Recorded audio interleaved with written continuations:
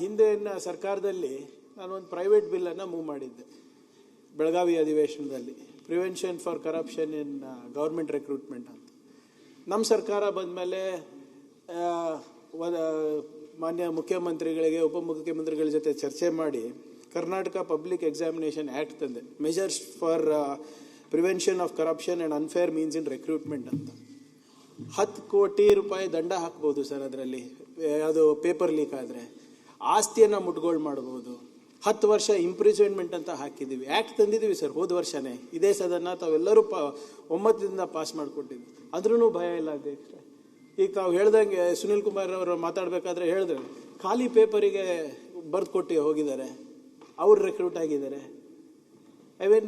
ಆಮೇಲೆ ನಮ್ಮ ಇಲಾಖೆದೇ ಹೇಳಬೇಕು ಅಂದರೆ ನಾನೇ ಒಂದು 8 ಸರಿ ಪತ್ರ ಬರೆದಿದ್ದೀನಿ. ಯಾಕನ ಕೊಟ್ಟಿದ್ದೀವಿ KPSCಗೆ ಅನಿಸ್ತಾ ಇದೆ ಅಧ್ಯಕ್ಷರೇ.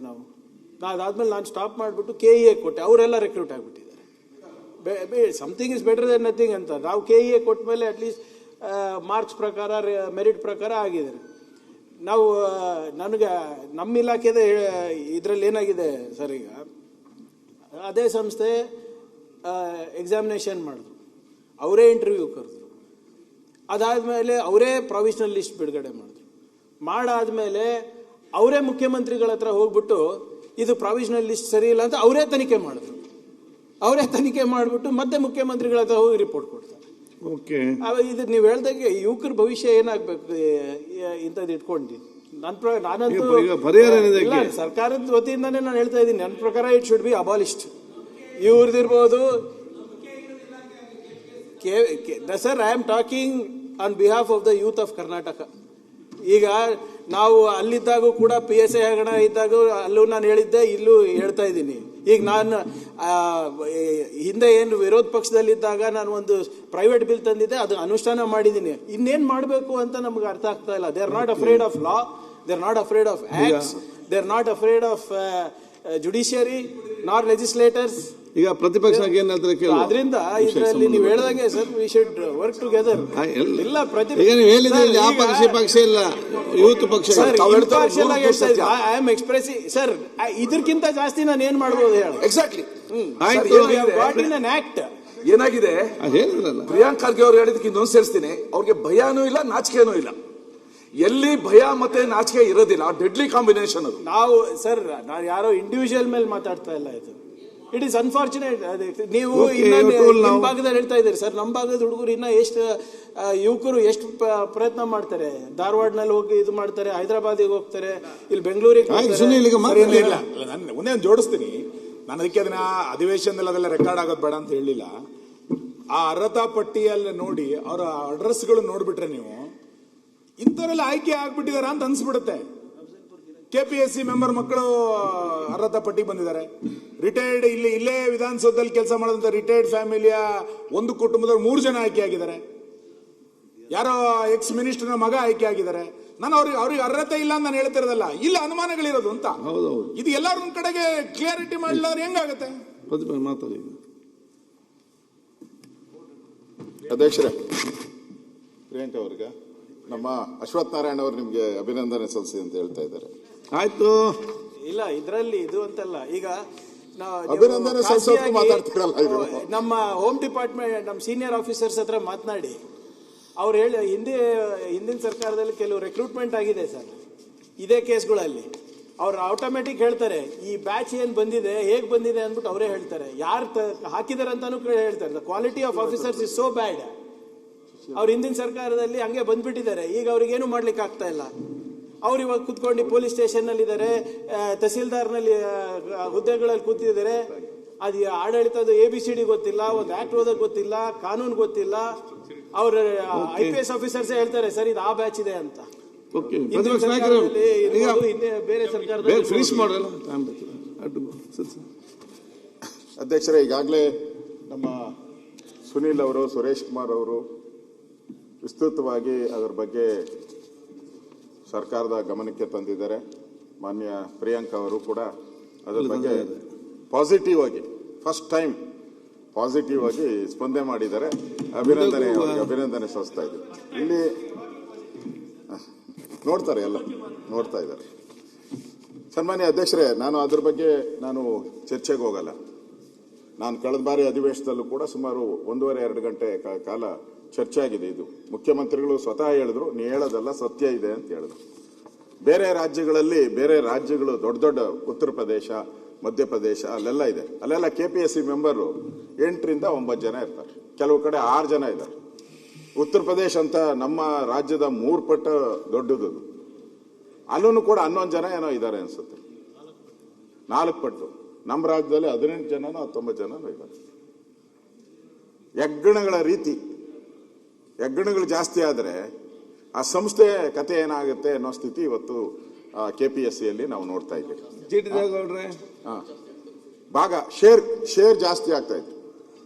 ಹೆಗ್ಗಣಗಳು ಜಾಸ್ತಿ ಆದ ತಕ್ಷಣ ಶೇರ್ ಮಾಡೋದು ಜಾಸ್ತಿ ಆಗ್ತದೆ. ಪಕ್ಕದಲ್ಲಿ ಕೂತ್ಕೊಳ್ಳಿ. ಅದರಿಂದ ಈ KPSC ವಿಚಾರಕ್ಕೆ ಸಂಬಂಧಪಟ್ಟಂತೆ ನಾವೆಲ್ಲರೂ ಕೂಡ ಯೋಚನೆ ಮಾಡಬೇಕು. ನಾವೆಲ್ಲ ಇಲ್ಲಿ ಮಾತಾಡ್ತೀರಿ, ಕೊನೆ ಕೈ ಚೆಲ್ಲಿ ನಮ್ಮ ಕೈಲಿ ಏನೂ ಆಗಲ್ಲ ಅಂತ ಹೋದ್ರೆ ವ್ಯರ್ಥ. ನಾನು ಹೇಳಿದ್ದೀನಿ, 1 ಗಂಟೆಗೆ ನಾವು ಎಷ್ಟು ಸಾಲ ಮಾಡ್ತೀರಿ ಅಂತ ಲೆಕ್ಕ ಕೊಟ್ಟಿದ್ದೀನಿ ನಾನು. ಆದ್ರಿಂದ ನಾನು ಇಂಪಾರ್ಟೆಂಟ್ ಆಗಿ ಕಲ್ಯಾಣ ಕರ್ನಾಟಕದಲ್ಲಿ ಒಂದು IAS ಮತ್ತು KS ಪರೀಕ್ಷೆಗೆ ಆಗ್ಬೇಕು ಅಂತ. ಯಾಕೆ ಅಂತ ಹೇಳಿದ್ರೆ, ಮೊದಲು ಆ ಭಾಗದ ಜನ ಎಲ್ಲ ಹೈದರಾಬಾದ್ಗೆ ಹೋಗ್ತಾ ಇದ್ರು. ಅದನ್ನ ತಪ್ಪಿಸ್ಬೇಕು ಅಂತೇಳಿ ಅಲ್ಲೊಂದು ಸಂಸ್ಥೆಯನ್ನ ಮಾಡಿ ಅಲ್ಲಿ ವಿದ್ಯಾರ್ಥಿಗಳಿಗೆ ಸುಮಾರು 100 IAS, 400 ಜನ KS, 500 ಜನ ಕೊಡಬೇಕು ಅಂತ ಸರ್ಕಾರ ತೀರ್ಮಾನ ಮಾಡಿ ಅಲ್ಲಿ ಆರ್ಡರ್ ಮಾಡಿದ್ರು, ಕರೆದ್ರು. ಬನ್ನಿ ನೀವೆಲ್ಲ ಬಡವರ ಮಕ್ಕಳು, ನೀವು IAS ಆಗಬೇಕು, IPS ಆಗಬೇಕು, ಆ ಥರದ ಒಂದು ಕೊಟ್ಟರು. ಅಧ್ಯಕ್ಷರೇ, ಇವತ್ತೇನಾಗಿದೆ, ನನ್ನ ಆಫೀಸಿಗೆ ಬಂದಿದ್ರು. ಆ ಭಾಗದ ಒಂದು ಸುಮಾರು 30 ಜನ ಯುವಕರು ನನ್ನ ಆಫೀಸ್ಗೆ ಬಂದು ಕಣ್ಣೀರು ಹಾಕಿದ್ರು. ಏನು ಹೇಳಿದ್ರೆ, ಸರ್ ನಾವೆಲ್ಲ 50 ರೂಪಾಯಿ ಕಲೆಕ್ಟ್ ಮಾಡ್ಕೊಂಡು ನಾವು ಅಲ್ಲಿಂದ ಇಲ್ಲಿಗೆ ಬಂದಿದ್ದೀರಿ ಸರ್, ಹೋಗ್ಬೇಕಾದ್ರೆ ನಮ್ಗೆ ದುಡ್ಡಿಲ್ಲ ಸರ್ ಅಂತಂದ್ರು. ಮನವಿ ಕೊಟ್ರು ನನ್ನ ಹತ್ರ. ಆ ಮನವಿನೂ ಹತ್ರ ಇದೆ. ನಮ್ಮ ಕಷ್ಟ ಹಿಂಗಾಗಿದೆ ಸರ್ ಅಂತ. ಹೋಗ್ಬೇಕಾದ್ರೆ ನಾನೇ ಹೇಳಿದೆ ನಮ್ಮ ಆಫೀಸ್ಗೆ, ಅವ್ರಿಗೊಂದು 1,000 ರೂಪಾಯಿ ಕೊಡ್ರಪ್ಪ, ಹೋಗ್ಬೇಕಾದ್ರೆ ಟ್ರೈನ್ ಚಾರ್ಜ್ ಇಟ್ಕೊಂಡು ಹೋಗ್ಲಿ ಅಂತ ಕೊಟ್ಟಿದ್ರು. ಇಲ್ಲಿ ಪ್ರಶ್ನೆ ಬಂದಿರೋ ಅಂಥದ್ದು, ತಾವು ಇದ್ದೀರ ಇಲ್ಲಿ, ಸಂಸ್ಥೆ ಹೇಳ್ತೈತೆ ಯಾವುದು, ಕರ್ನಾಟಕ ಸರ್ಕಾರ, ಕರ್ನಾಟಕ ಪರೀಕ್ಷಾ ಪ್ರಾಧಿಕಾರ, ಇವರು ಹೇಳ್ತಾರೆ ಶಿಷ್ಯ ವೇತನ ಬಯೋಮೆಟ್ರಿಕ್ ಶಿಕ್ಷಾ ವೇತನವನ್ನು ಪ್ರತಿ ಮಾಹೆಯ ತರಬೇತಿ ಕೇಂದ್ರ ಸಂಸ್ಥೆಯವರು ಸಲ್ಲಿಸಿರುವ ಹಾಜರಾತಿ ಅನ್ವಯ ಪಾವತಿಸಲಾಗುವುದು. ಆದರೆ ತರಬೇತಿ ಅವಧಿಯಲ್ಲಿ ಯಾವುದೇ ವಸತಿ ಸೌಲಭ್ಯ ಕೊಡಲಾಗುವುದಿಲ್ಲ. ವಸತಿ ಬೇಡ, ಶಿಷ್ಯ ವೇತನ ಕೊಡ್ತೀನಿ ಅಂತೇಳಿ ಪ್ರಾಧಿಕಾರ ಹೇಳಿದೆ ಕರ್ನಾಟಕ ಸರ್ಕಾರ. ಅಲ್ಲಿನ ಸೈನ್ ಹಾಕಿರೋರು ಯಾರು ಅಂದ್ರೆ ಕಾರ್ಯನಿರ್ವಾಹಕ ನಿರ್ದೇಶಕರು. ಸರ್ಕಾರದ ಆದೇಶ ನಾನು ಕೊಡ್ತಾ ಇದ್ದೀನಿ ಅಧ್ಯಕ್ಷ, ಹೇಳ್ಬೇಕಲ್ಲ. ಇಲ್ಲಿ DC ಒಂದು ಆದೇಶ ಹೊರಡಿಸ್ತಾರೆ. ಎಲ್ಲಿದೆ, ಇದೇನಾ? ಇಲ್ಲಿದೆ ಅಧ್ಯಕ್ಷರೇ. ನೋಡಿ, ಸರ್ಕಾರದಲ್ಲಿ ಎರಡೆರಡು ಅಧಿಕಾರ. ಇಲ್ಲಿ DC ಹೇಳ್ತಾನೆ, ದಾಖಲಾತಿ ಪರಿಶೀಲನೆ ನಂತರ ಆಯ್ಕೆಯಾಗುವ ಅಭ್ಯರ್ಥಿಗಳಿಗೆ ತರಬೇತಿ ಕೇಂದ್ರ ಕಲಬುರಗಿ ನಗರದ ವಾಜಪೇಯಿ ವಸತಿ ಬಡಾವಣೆ ಕಲಬುರಗಿಯಲ್ಲಿ ತರಬೇತಿಯು ಉತ್ತಮ ತರಬೇತಿ ಸಂಸ್ಥೆಯಿಂದ ನೀಡಲಾಗುವುದು. ತರಬೇತಿಯ ಉಚಿತವಾಗಿದ್ದು ಅಭ್ಯರ್ಥಿಗೆ ಯಾವುದೇ ಶಿಷ್ಯ ವೇತನ ಮತ್ತು ವಸತಿ ಇರುವುದಿಲ್ಲ. ಜಿಲ್ಲಾಧಿಕಾರಿ, ಇದು ಕರ್ನಾಟಕ ಸರ್ಕಾರ, ಇದು ಜಿಲ್ಲಾಧಿಕಾರಿ. ಅವನ ಜಿಲ್ಲಾಧಿಕಾರಿಗೆ ಮಾನ ಮರ್ಯಾದೆ ಇದೆಯಾ? ಮಾನ ಮರ್ಯಾದೆ ಇದ್ರೆ ಸರ್ಕಾರದ ಆದೇಶ ನೋಡಬೇಕು, ಅದ್ರ ಪ್ರಕಾರ ಅವನು ನಡ್ಕೊಬೇಕು. ಇವನು ಯಾವ ದೊಣ್ಣೆ ನಾಯಕ? ಇವನದೇ ಒಂದು ಆದೇಶ ಹೊಡ್ಸಕ್ಕೆ, ಇವನೇ ಏನೋ ಮಾಡಕ್ಕೆ, ಇವನ್ಯಾವ ದೊಣ್ಣೆ ನಾಯಕ? ಇವನು ಕೇಳ್ಬೇಕಲ್ಲ. ಇದು ಸರ್ಕಾರದ ನಾನು ಹೇಳ್ತಾ ಇರೋದು, KPSC ಅಲ್ಲ ಇದು. ಸರ್ ಒಂದ್ ನಿಮಿಷ ಮಾತಾಡ್ಬಿಟ್ಟು ಮುಗಿಸ್ಬಿಡ್ತೀನಿ. ಇಲ್ಲ, ಅದು ಒಂದು ಪಾಯಿಂಟಿಗೆ, ಯಾಕಂದ್ರೆ ಅದು ಸೋಷಿಯಲ್ ವೆಲ್ಫೇರ್ ಮಿನಿಸ್ಟರ್ ಇದ್ದಾಗ ಅದಕ್ಕೆ ಬರ್ತೀನಿ ಅಲ್ಲಿಗೆ. ಒಂದ್ ನಿಮಿಷ ಸರ್, ಇದಕ್ಕೆ ಒಂದೇ ನಿಮಿಷ ಮುಗಿಸ್ಬಿಡ್ತೀನಿ. ಆಮೇಲೆ ಒಂದೇ ನಿಮಿಷ.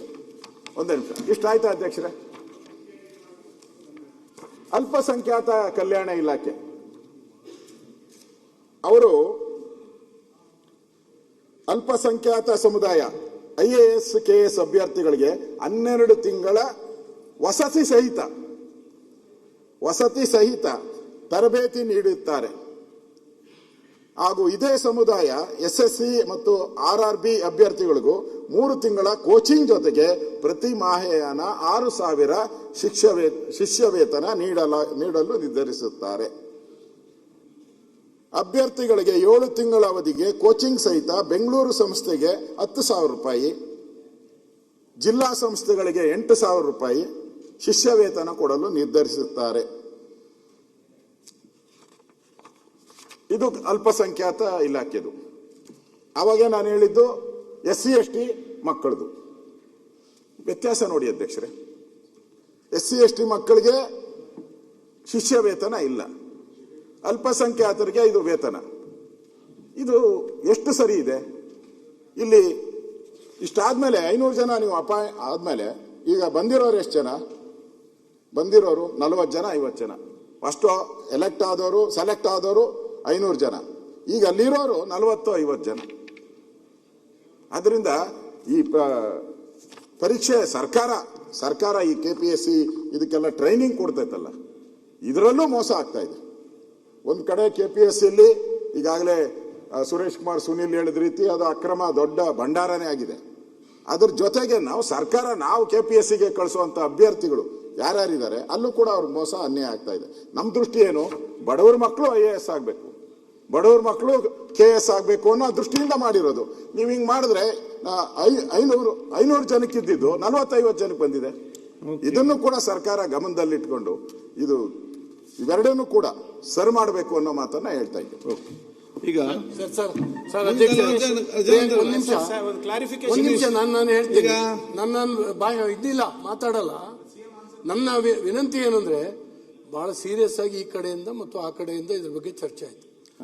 ನನ್ನ ಅನುಮಾನ ಏನು ಅಂದ್ರೆ ಆ KPSC ಚೇರ್ಮನ್ ಮತ್ತು ಮೆಂಬರ್ಗಳನ್ನ ಹೆಂಗ್ ಸೆಲೆಕ್ಟ್ ಮಾಡ್ತಾರೆ, ಅವ್ರ ಅರ್ಹತೆ ಏನು, ಯಾರು ಸೆಲೆಕ್ಟ್ ಮಾಡ್ತಾರೆ ಅಂದ್ರೆ ನಾವ್ 2 ಜನ ಆತ್ಮಾವಲೋಕನೆ ಮಾಡ್ಕೊಳ್ಬೇಕು.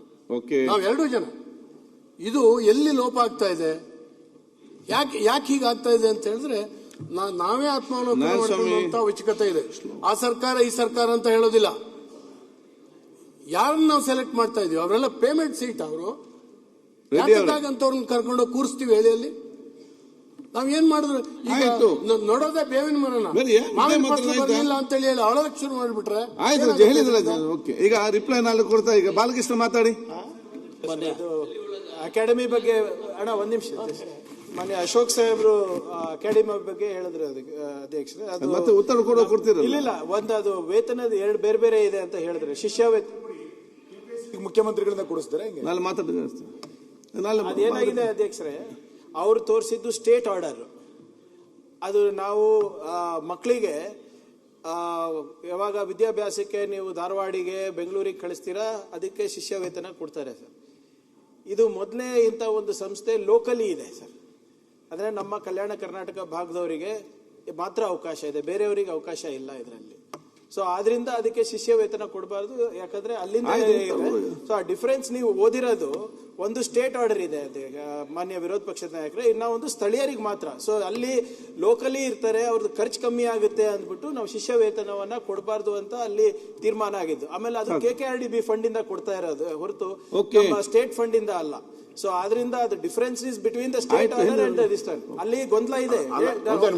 ಈಗ ಅಲ್ಪಸಂಖ್ಯಾತ ಇಲಾಖೆಯಲ್ಲಿ ಕೊಡ್ತಾ ಇದಾರಲ್ಲ, ಇಲ್ಲ ಸರ್, ಇಲ್ಲ, ನಾನು ಓದ್ನಲ್ಲ ಈಗ ಅಲ್ಲೇ ಅದು ಅವರು ಇಲ್ಲಿಗೆ ಕೊಡ್ತಾ ಇಲ್ಲ ಸರ್.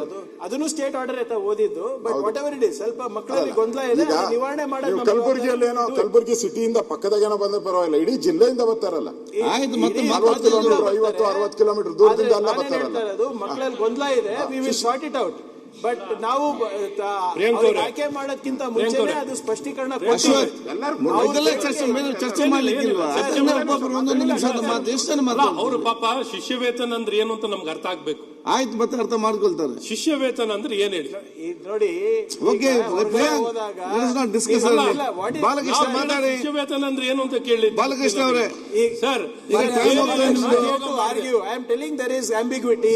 ನಾನು ಒಪ್ಕೊಂಡಿದ್ದೀನಿ. ಅವ್ರು ಬೇರೆ ಉದ್ಯೋಗ ಮಾಡಲ್ಲ, ಅವ್ರ ಖರ್ಚಿಗೆ ದುಡ್ಡು ಬೇಕು ಸರ್. ಆಯ್ತು ನೋಡಿ. ನೀವು ಅಲ್ಲೇ ಇರ್ಲಿ, ಸ್ಥಳೀಯರಾಗಿರ್ಲಿ, ಮನೆ ಪಕ್ಕದಲ್ಲೇ ಇರ್ಲಿ. Ambiguity ಇದೆ. ಅಷ್ಟು ಆಯ್ತು, ಗೊತ್ತಿದೆಲ್ಲ ಹೇಳಿ ಉತ್ತರದಲ್ಲಿ ಹೇಳ್ತಾರೆ. ಅಲ್ಲಲ್ಲ ನೋಡಿ ಸರ್, ಸರ್, ಈಗ ನಾವು ಸಕಾರಾತ್ಮಕವಾಗಿ ಇದನ್ನ ನಾವು ಸ್ವೀಕಾರ ಸಭಾಧ್ಯಕ್ಷ ಮಾಡ್ತಾ ನಾನೇನು ಅವ್ರನ್ನ ಇದ್ದೀವಿ. ತೆಗಳಬೇಕಂತಲ್ಲ. ಇಲ್ಲ, ತಮ್ಮ ಈಗ ಒಂದು ಸರ್ಕಾರ ಆಜ್ಞೆಯನ್ನು ಮಾಡಿದ್ಮೇಲೆ KKRDB ಸರ್ಕಾರಕ್ಕಿಂತ ದೊಡ್ಡವರ? ambiguity ಇದೆ.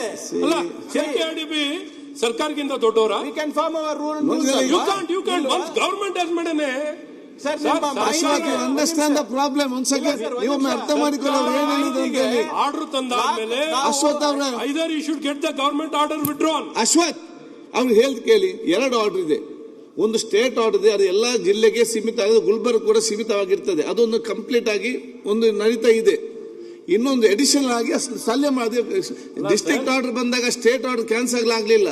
ಸ್ಟೇಟ್ ಆರ್ಡರ್ ನ ಫೆಸಿಲಿಟಿ ಸಿಕ್ಕುವುದು ಈ ರಾಜ್ಯದ ಎಲ್ಲ ಜಿಲ್ಲೆಗೆ ಆಟೋಮೆಟಿಕ್ ಸಿಗ್ತಾ ಇದೆ. ಎಡಿಷನಲ್ ಆಗಿ ಗುಲ್ಬರ್ಗದಲ್ಲಿ ಹಿಂದೆ ಪ್ಲಾನ್ ಮಾಡ್ತಾ ಇದೆ. Others additional. Sir, but ಅಷ್ಟೇ. government order either they should tell it is not ಇಲ್ಲ. applicable to doctor sir, Karnataka ಅಂತ applicable ಇಲ್ಲ ಅಂತ ಹೇಳ್ಬೇಕು.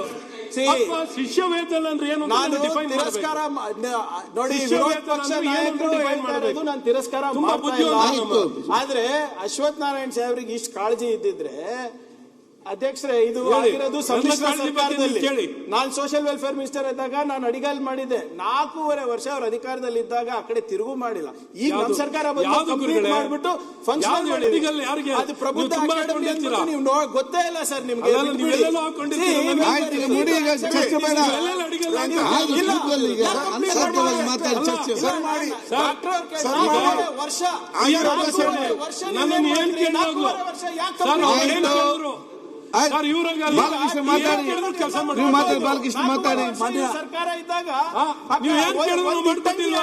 ಆಯ್ತು. ಇವಾಗ ಮಾತಾಡ್ತಾ ಇದ್ದಾರೆ. ಬಾಲಕೃಷ್ಣ ವೇತನ ಬಗ್ಗೆ ಮಾತಾಡಿ. ಯಾಕೆ complete ಮಾಡಿಲ್ಲ ಹೇಳಿ ಸರ್? ಮಾತಾಡಿ. ಪ್ರಬುದ್ಧ ಅಕಾಡೆಮಿ ಯಾಕೆ complete ಮಾಡಿಲ್ಲ? ಮಾಡ್ಕೊಟ್ಟಿದ್ದೀನಿ. ಹೇಳಿ. ಅಶ್ವಥ್ 4 ವರ್ಷ ಕೂತ್ಕೊಳ್ಳಿ. ನೀವೇನ್ ಮಾಡಿದ್ರಿ ನಿಮ್ ಸರ್ಕಾರದಲ್ಲಿ? ಯಾಕೆ ನೀವು complete ಕೇಳಿಲ್ಲ ಮಾಡಿಲ್ಲ? ಮಾಡ್ಕೊಟ್ಟಿದ್ದೀನಿ. ಸಾಕು, ಯಾಕೆ ಪರ್ಸನಲ್ ಚರ್ಚೆ ಮಾಡ್ತೀರಿ? ನಾವು ಅಲ್ಲಿ ಹೋಗಿ ಕೂತ್ಕೊಂಡು ಚರ್ಚೆ ಮಾಡಿ. ಅಲ್ಲಿ ಕೂತ್ಕೊಂಡು ಇದ್ವಿ. ಅವ್ರು ಹೇಳೋ ಸಿದ್ದೆ. ಮಾತಿಗೆ ಇವ್ರು ಏನ್ ಗೌರವ ಕೇಳಿದ್ರು ಕೊಡ್ತಾ ಇದ್ವಿ. ಮಾಡ್ಕೊಟ್ಟಿದ್ದೀವಿ. ಎದ್ದು ನಿಂತು ಬಹಳ ದೊಡ್ಡ ಕಾರ್ಯ ಮಾಡಿದ್ದಾರೆ. ಓಕೆ. ಬಾಲಕೃಷ್ಣ ಅವರೇ. ಓಕೆ, ಪ್ರಿಯಾಂಕ್. 4 ವರ್ಷ ಇವ್ರೇನ್ ಕತೆ ಕಾಯ್ತಾ ಪ್ರಿಯಾಂಕ್, ಇದ್ದಾರೆ ಈ ಓಕೆ. ಸರ್ಕಾರದಲ್ಲಿ. ಪ್ರಿಯಾಂಕ್, ಮಾನ್ಯ ಬಾಲಕೃಷ್ಣ ನ್ಯೂಸ್ ಫಸ್ಟ್ ನಿರ್ಭೀತಿಯಿಂದ ನಿಮ್ಮ ಪರವಾಗಿ.